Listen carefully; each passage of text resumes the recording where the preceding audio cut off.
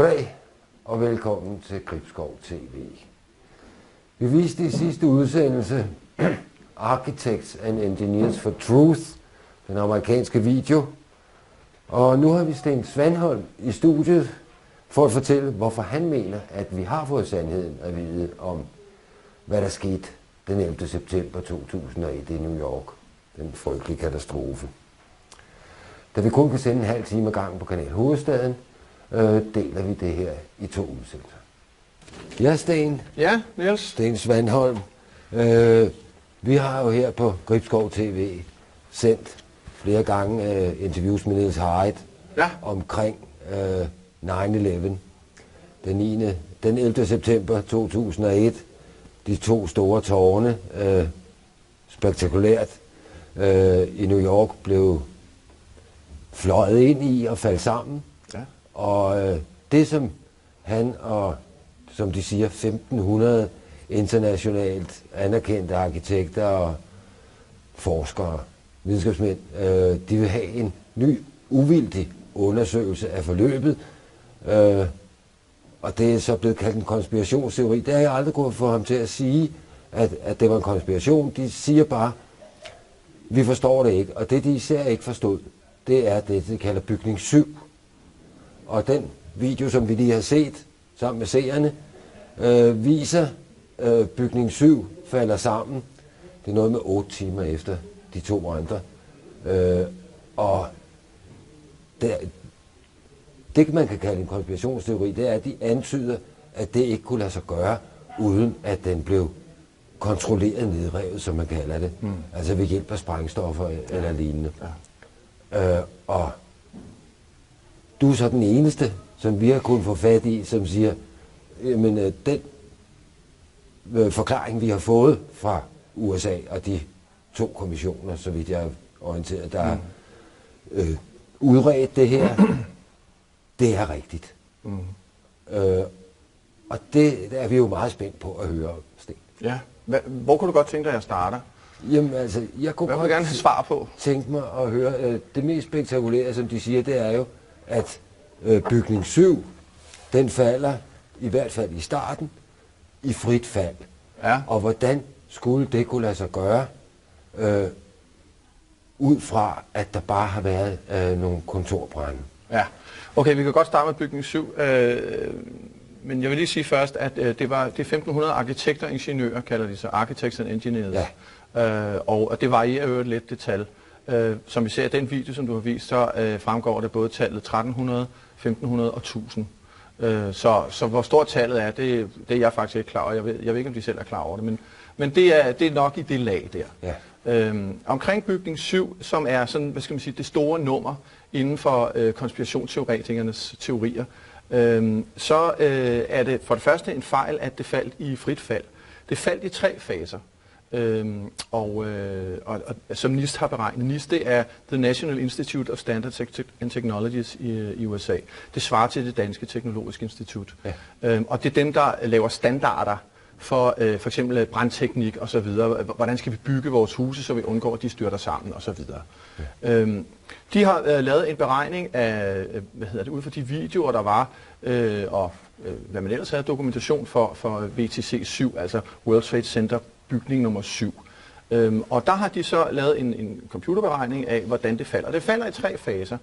Eller rettere, nordfacaden falder i 3 faser, fordi det er sådan set det eneste, man har at måle efter. Så, det er det, man har billeder af. Det er det, man har billeder af. Ja. Man har også billeder af sydsiden, men ikke det falder. Nej. Så derfor så kan man ikke lave en fuldstændig beregning der. Men det sker i 3 faser. Den første fase, den er ikke i frit fald. Den næste fase, som var cirka 2,25 sekunder, den falder i frit fald. Og så kommer der en 3. fase, som er en deceleration, altså som falder under frit fald. Ja. Så det er forkert at sige, at tårnet falder i frit fald. Okay. Og så kan man tale om at kollapse, hvad det er for en type kollaps. Man sammenligner det med en kontrolleret nedrivning. Hvis der er noget, det ikke er, så er det kontrolleret. Det er absolut et ukontrolleret kollaps. Og det ligner på helt afgørende punkter overhovedet ikke en klassisk nedrivning, en klassisk kontrolleret nedrivning. For eksempel så er der ikke lyde af eksplosioner i forbindelse med, at det styrter. Jeg ved godt, der er nogen, der siger, at de har hørt eksplosioner på området. Det er klart, vi har et område, som er et katastrofeområde. Der er masser af små brande og større brande og voldsomme brande og utrolig meget aktivitet derinde. Så selvfølgelig er der ting, der eksploderer, trykflasker, dæk fra biler osv. Men der er ikke et, hvad skal man sige, de klassiske lyde fra kontrollerede nedrivninger, som er rytmiske brag eller knald. Det er meget højt, 130 decibel eller højere. Og dem ser man ikke i forbindelse med, at huset falder, og man hører dem ikke. Der er hverken lysglimt eller lyd derfra. Så det med eksplosioner, det er ganske ikke noget vrøvl. Der er overhovedet ikke belæg for det. Men så har man så målt, hvordan facaden falder. Falder som sagt i 3 faser. Det gør den blandt andet, fordi at det her er ikke så meget det, man kalder en top-down kollaps. Det er mere, hvad skal vi sige, inside-out. Altså først så går indmaden i tu. Man kan også se, når man ser for oven af billedet, i øvrigt er der manipuleret med de billeder, der bliver vist i den video, vi snakker om her, er stærkt manipuleret. Første gang vi ser videoen, så vises den i et stillbillede, efter at The Eastern Penthouse, altså Østpenthausen, er faldet ned. Der har man så frosset billedet, og så starter man det der, hvor det falder. Det er jo stærk manipulation af billedet. Sekunder. Nej, ikke 2,2 sekunder. Man starter der fra fase 1, som så falder før eller lidt under frit fald, og så kommer man op i frit fald, og så bliver det lidt langsommere igen. Okay. Men det, der er sket inden, det er, at først så er det østre penthouse, det er sunket ned i huset, og bagefter falder den vestre del af det. Ja. Her, hvor vi ser billedet første gang i videoen, der har man klippet billedet, efter det østre penthouse er faldet. Okay. Det er jo stærkt manipuleret, fordi at der er, hvad skal man sige, kollapset i fuld gang.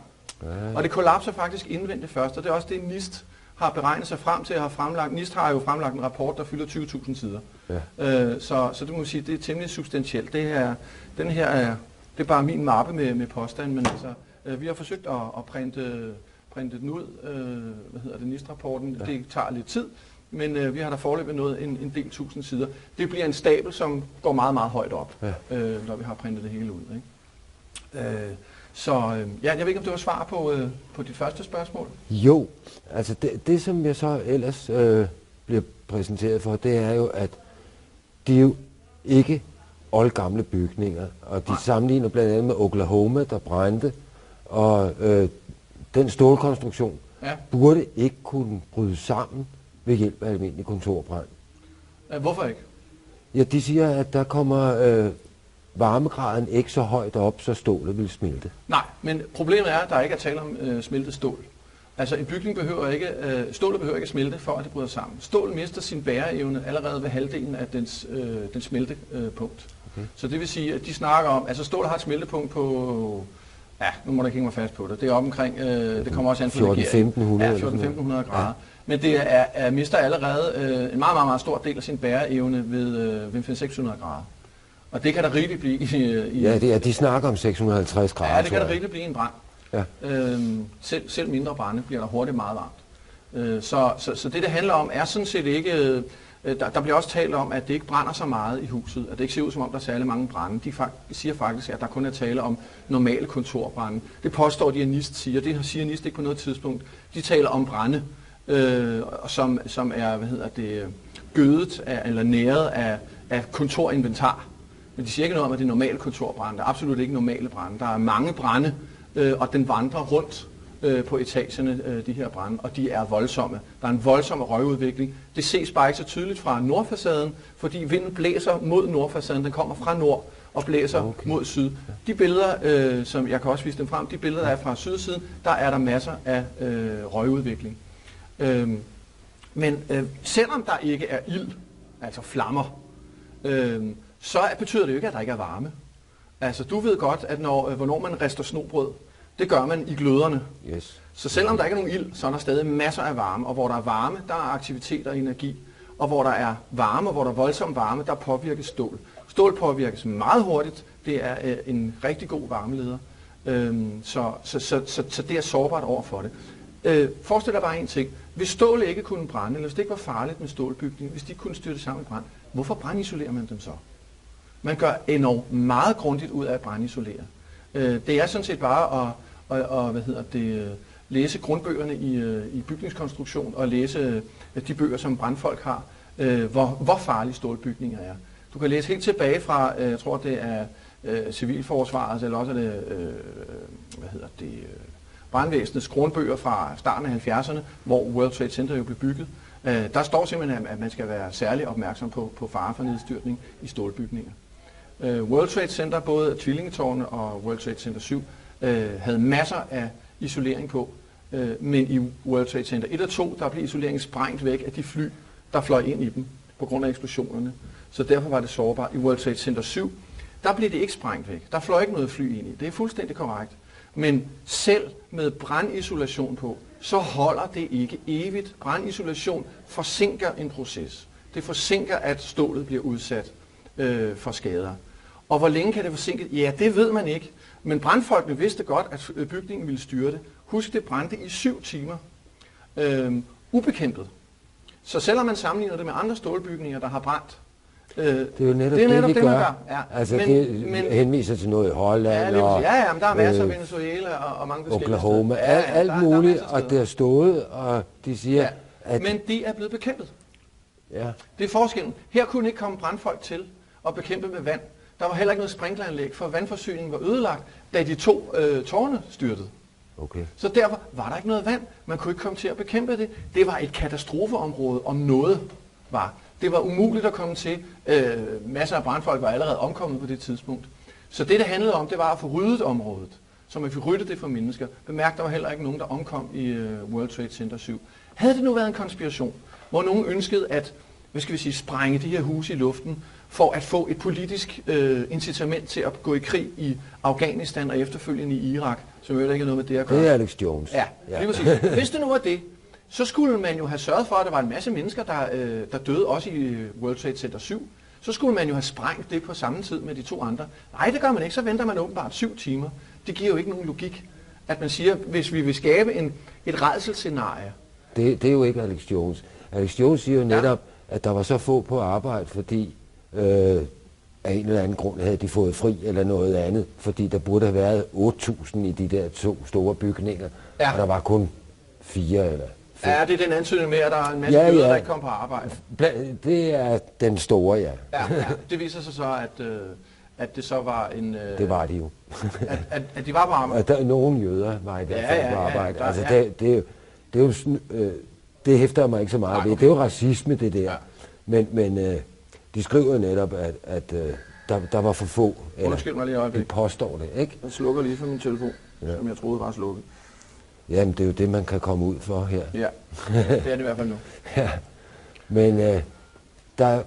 Nej, men det er rigtigt, man sammenligner med andre tårne, det var det, vi kom fra. Ja. Ja. Og det korte og lange er, at brændene er blevet bekæmpet i de tårne, de sammenligner med.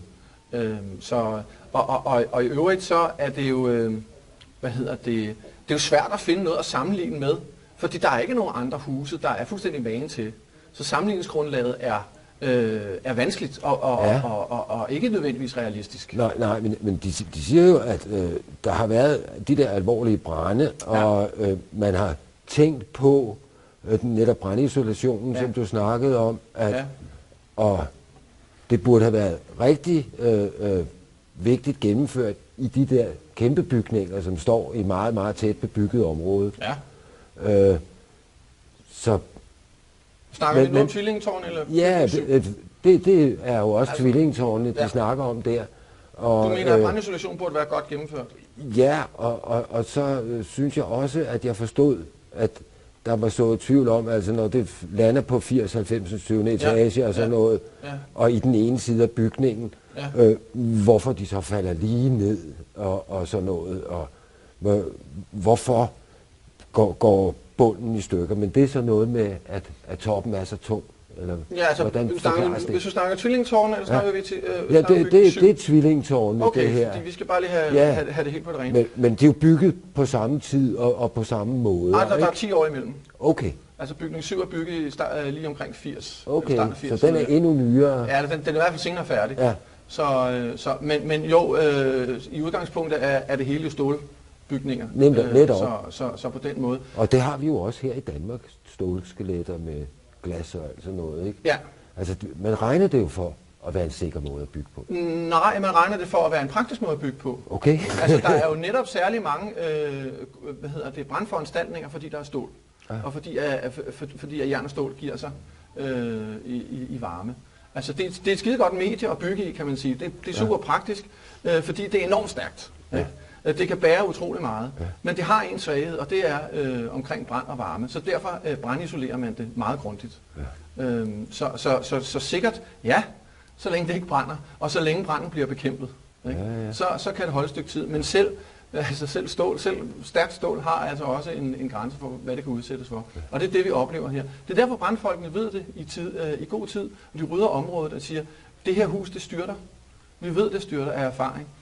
Selv de folk, som arbejder i det, der hedder CDI, Control Demolitions Incorporated, tror jeg det hedder, som er det største nedrivningsfirma i verden, eller i hvert fald dem med de fleste verdensrekorder i nedrivning, de forsøgte at ringe til myndighederne undervejs, da de så det her i fjernsynet, fordi de vidste allerede om tvillingtårne, de styrter. Altså det havde de erfaring nok til at vide. De styrter. Ja. Selv uden at der er placeret sprængstof, de styrter, de kan ikke tåle det. Altså, så det vidste, der var forhåndskendskab til, at det ville gå den vej, hvis ikke at man gjorde noget. Ikke? Problemet er, at i de tårne, der kan man ikke komme op og yde brandredning så højt oppe. Altså. Så du undrer dig over, hvorfor de styrter, som de gør, de høje tårne. Det gør de blandt andet fordi, at der skal ikke særlig meget vægt til at få sådan et hus til at falde sammen. Altså det svarer til, at du tager en tyk mappe eller en bog, og så placerer du den på for eksempel nogle tynde tændstikker eller et eller andet, og bygger et hus op på den måde. Det kan du godt. Du kan godt placere rigtig meget vægt på nogle meget tynde bæreelementer, fordi at de har en styrke, så længe de ikke bliver brudt. Men i det øjeblik, at du klasker den ene sammen, så falder det hele vejen ned. Fordi at den bæreevne, altså den kraft, der kommer, når noget falder, den er meget voldsom. Ja. Så derfor, når den øverste del af sådan en bygning, den falder, så skal den bare falde en etage. Så er du sikker på, at hele møllen falder ned som et korthus. Der er ikke styrke nok til at holde den vej. Det er ikke på den måde, at de huse er bygget stærke. De er bygget stærke i forhold til vind og vejr, altså kunne tåle kraftig blæst osv. Og der er det faktisk nogle ret elegante konstruktioner, for det er virkelig svært at bygge så højt. Så det er utroligt, at de har kunnet tåle også vind og vejr, men det er klog bygningskunst. Men det bliver ramt hvis, i det ene hjørne, og så vil man tænke, der brænder det rigtig meget, og det brænder det så lidt mindre der, så det må falde sammen. Sådan der. Ja. Men de falder jo lige ned. Ja, men det falder ikke. Det du forventer, det er, at det skal falde som et træ. Nej, at toppen i hvert fald vil gøre det, og det også vil påvirke. Det gør det jo også. Toppen falder jo på sådan set på begge tårne. Lidt mest på sydtårnet, som er det, der bliver ramt senest. Okay. Men det, der styrter først. Ja. Det gør det, fordi det bliver ramt på midten. Så det vil sige, at der er mest vægt henover. Ja. Derfor bryder det sammen først. Det andet bliver ramt, som godt bliver ramt først, det bliver ramt højere op. Ja. Så der er mindre vægt, før det bryder sammen. Ikke? Så det er lidt forskel. Men du ser faktisk, at sydtårnet, toppen af det skræver lidt, når det falder. Okay. Men så er der bare nogle andre Newton-kræfter, der vinder og trækker det lodret, inden det kan nå at falde ud over. Ja. Fordi etagen bryder simpelthen sammen ned efter. Okay. Så derfor så falder det på den måde. Det er ret simpel matematik for bygningskonstruktører, selvom det er nogle formlerne er temmelig involveret eller indviklet for sådan også almindelige dødelige. Men der er flere love på spil, både Newtons anden og tredje lov, og så loven om elastisk stød, som jeg ikke skal divertere med, fordi at det er ikke mit fagområde. Det er derfor, vi har eksperter. Det får vi andre ikke selv behøver at være eksperter. Ja. Men det du på en måde siger, det er jo, at de der 1500, hvor mange det nu er, hvoraf nogen er jo estimeret videnskabsfolk inden for deres område. Ja. De har fuldstændig misforstået, hvad der foregår. Jeg har taget der var gut, der lavede en beregning på, hvor estimeret de egentlig er. Og det vil jeg gerne prøve at finde frem, det tal. Hvis jeg lige her, nu har jeg jo taget mine noter med. Men altså, i hvert fald som vi kan se i filmen, så kan vi se, at der bliver stillet op, hvem der er. Altså der bliver sat nogle billeder op. Det kan være, at vi kan køre hen til der, hvor de første gang nævner de her arkitekter og ingeniører. der siger de så more than 1300 architects and engineers. Det er 4 minutter inde i filmen. Og det kunne godt være, at vi i det hele taget skulle kigge lidt mere på filmen, fordi der er rigtig mange spændende ting omkring den. Ja, nu har vi jo set den, så vi kan bare tage nogle udpluk, jo. Ja, men det kan vi gøre. Du siger 4 minutter? Undskyld, nej. 4 minutter og 38 skal vi hen til. Men allerede 4 minutter 1 bliver der sagt more than 1300 architects and engineers. Kl. 4:38 bliver der sagt 1500. Nu gør den lidt. More than 1,500 architects and engineers. Der. Det er bare sådan et eksempel på, hvordan man visualiserer de her ting. Rigtig mange af de mennesker, der er på der, er overhovedet ikke arkitekter og ingeniører. Jeg kan i hvert fald genkende nogle af dem. Jeg kan genkende Niels Heydt dernede, han er kemiker. Ja. Og så kan jeg genkende Mark Basile, som sidder deroppe, han er også kemiker. Ja. Og så har vi Kevin Ryan, som også er kemiker. Nu kan jeg ikke lige vide, han er der et sted. Men dem har de jo med ind over, hvor de blandt andet snakker. Nej, men de er med, fordi der på nedfaldsstedet er fundet termit, som de siger. Ja, det kan vi snakke om. Blandt andet nanotermit, som de så siger, at det ved de ikke officielt, men det er noget, som kun militæret har. Ja. Der er mange problemer omkring det her med termit og den påstand. Det er en meget interessant påstand. Det er jo det eneste forsøg på et videnskabeligt papir, man har fra Truthers side. Altså Truther, det er de folk, som er medlem af den, eller tilhører den såkaldte Truth Movement i USA, altså en sandhedsbevægelse, som vil have sandheden om 9/11. De er med i det her projekt, eller sideløbende. Ja. Så lad os få en ny undersøgelse. Ja, I Danmark har vi en underafdeling, der hedder i 11. time. Okay. Så hvad hedder det? Men i daglig tale, jeg tror også, de selv omtaler sig som truthers. Så hvad hedder det? Altså fordi de sandhedssøgende, ikke? Har de kontakt til ham der, Alex Jones, som der jo bliver ført meget frem? Ja. Okay. Ja, altså de refererer til hinanden. Det er der, hvor vi kommer hen i nærheden af noget konspirationsteori, som du snakkede om. Det vil jeg jo mene, at der taler om. Ikke? Jo. Og hvad hedder det? Hvor jeg fornemmer, at de her, de siger jo netop ikke, at de har ingen anelse om, hvad det er, der er foregået, men de mener ikke, at de kan forstå det, der er foregået, ud fra de oplysninger, de har fået. Ja, altså der er også nogle ting i det. Det kræver det, der hedder en ny uvildig undersøgelse. Ja. Og det kunne vi godt slutte med at snakke om, hvorfor det er et fuldstændig irrationelt krav. Ja. Men det, som Niels Heydt snakker om i filmen der også, det er så henne 8 minutter og 29 sekunder hen, der snakker han om, at det vi har fundet er en moderne version af termit, som vi kalder nanotermit. Ja. Og det er jo hans forskningsområde, det er derfor, det er der er kemikere med. Det, der er problemet omkring den forskning, der er lavet, det er, at de er 8 forskere, som står bag den her rapport. De 7 af dem er erklærede truthere. Okay. Det vil sige, at der er ikke særlig meget objektivitet bag de her folk. De har i forvejen erklæret, at der må være noget galt. Så det er ikke en særlig uvildig undersøgelse selv, kan man så sige. Det er rigtigt. Det er problematisk, når man kræver en uvildig undersøgelse, men det man selv leverer er i hvert fald stærkt farvet af de personer, der er bagved. Et andet problem er, at rapporten er politisk. Det står allerede i indledningen af rapporten, at jeg kan,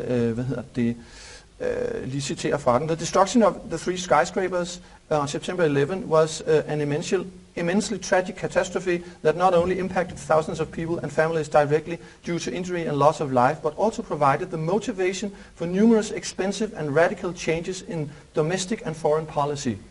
For these and other reasons, knowing what really happened that fateful day is of great importance. Altså, at det havde en stor betydning på politik. Det er ikke et normalt udgangspunkt for at lave en videnskabelig rapport, at man varetager de politiske strømninger, eller at det ligesom er argumentet for at gå i gang med en rapport. Men det er jo uomtvisteligt, at det er rigtigt. Nej, fordi der skete jo noget over hele verden. Ja, det er rigtigt, at der skete noget, men der er jo lavet undersøgelser på undersøgelser på undersøgelser. Ja. Så det man gør her, det er, at man tager altså et politisk udgangspunkt for at lave undersøgelser. Nu vel, lad det nu ligge. Ja. Derudover så har vi det problem, at når det er i videnskab, der er det sådan, at for at en rapport skal, videnskabeligt arbejde skal blive anerkendt, så skal andre forskere og videnskabsfolk anerkende det. Og det gør de for eksempel ved at referere til det. Der er ingen andre forskere på det her felt, der refererer til den rapport. Ingen. Så det vil sige, de står helt alene med den her rapport. Chefen for, jeg vil sige, den måde, de fik det publiceret på, det var, i stedet for, nu kommer jeg med en påstand, og så må Niels Hayek jo bevise det modsatte. Jeg påstår, at Niels Hayek gik direkte til et udgivelsessted. Det vil sige, du kan vælge at få dine rapporter, dine videnskabelige rapporter udgivet i almindeligt anerkendte tidsskrifter, f.eks. Science og Nature osv. Og du kan også vælge at betale dig fra, at nogen udgiver dem. Okay. Det har gjort direkte til betaling for at få udgivet denne her rapport. Ja. Det påstår jeg, fordi der er ikke nogen som helst indicie eller udsagn fra ham om, at det har været forsøgt at udgives i nogle andre steder. Ja. Hvis han har forsøgt det, så må han jo åbenbart have fået det afvist de andre steder, for det er ikke udkommet nogle af de steder. Okay. Heller ikke nogle af de steder, hvor han normalt udgiver rapporter, og det har han gjort igennem et langt liv som kemiker. Nu er han jo pensioneret, skal vi huske på. Det er jo et Københavns Universitet, der har betalt for udgivelsen. Så hvad hedder det? Så det er også et problem. Det er også noget, der svækker rapporten. Da vi havde ham og interviewede ham, der foregik det på Københavns Universitet. Der var han stadig. Det er stadig. Niels Hayeks foredrag foregår stadig som med udgangspunkt i, at han arbejder på Københavns Universitet. Men vi var oppe på hans kontor i sin. Det står på hans slide, som han viser. Yes. Så er der det problem, at hvad hedder det? Der er et problem med den her proveniens. Det vil altså sige et problem med, hvordan de støvprøver, som de har undersøgt, hvordan de er blevet opbevaret. Det er sådan, at hvis man skal kunne redegøre for, at det her er et sobert eksperiment, så skal man kunne redegøre for, hvor ens prøver kommer fra, og hvordan de har været opbevaret i den tid, før de blev prøvet. Og andre skal have adgang til at efterprøve ens resultater. Her får de nogle støvprøver, som angiveligt er fra 2001, men de modtager dem selv i 2006, mener jeg det er. Okay. Deromkring. Det vil sige, det er 5 år efter. De får dem fra 4 forskellige kilder. Det vil sige, det er 4 forskellige individuelt opbevarede prøver. Det giver sammenlagt en manglende chain of custody, som det hedder, eller proveniens, på 20 år, som de kan gøre rede for. I den tid kan de prøver være blevet kontamineret, som det hedder, det vil sige besmittet eller gjort urene af alt muligt, for vi kan ikke vide, hvordan de er blevet opbevaret. Vi ved, at mindst en af prøverne er blevet opbevaret i en krukke som et kunstværk, hvor der var blandet alle mulige andre ting i. Okay. For det fortæller de selv. En anden er blevet opbevaret i en bukselomme. Så vi ved ikke rigtig, hvordan, altså ikke i 5 år, men i hvert fald noget tid. Ja. Så vi ved ikke rigtig, hvordan, der kan ikke gøres rede for såkaldt chain of custody, altså hvordan det er blevet opbevaret. Godt.